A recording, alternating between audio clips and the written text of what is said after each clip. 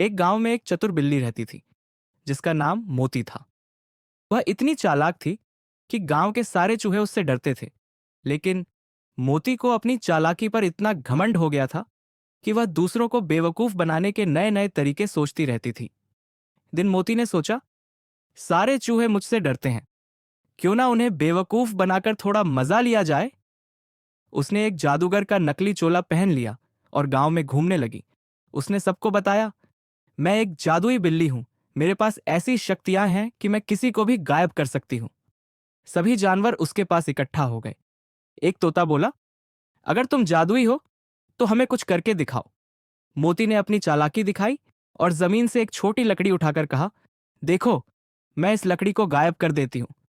उसने जल्दी से लकड़ी अपनी पूंछ के पीछे छिपा ली। जानवरों को लगा कि वह सचमुच जादू जानती है। चूहों का सरदार भी यह सब देख रहा था।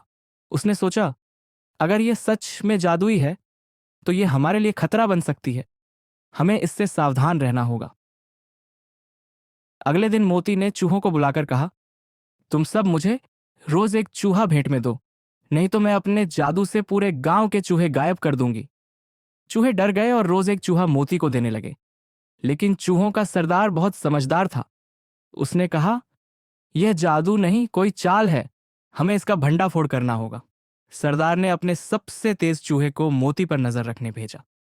चूहे ने देखा कि मोती अपनी पूंछ के पीछे चीजें छिपाती हैं और सबको जादू का नाम देती है। अगले दिन सरदार ने मोती से कहा, अगर तुम सच में जादुई हो तो हमें गायब करके दिखाओ। मोती को लगा कि उसका जादू हमेशा की तरह काम करेगा। उसने एक बार फिर अपनी पूंछ के पीछे चीज छिपाने की कोशिश की, लेकिन इस बार सरदार ने उसे पकड़ लिया। सारे चूहे चिल्लाने लगे, यह तो नकली जादूगर है। उन्होंने मोती को भगा दिया। अब मोती समझ गई कि चालाकी से ज्यादा खतरनाक सच्चाई को छिपाने की कोशिश होती है। शिक्षा, झूठ और चालाकी ज्यादा देर तक नहीं टिकते।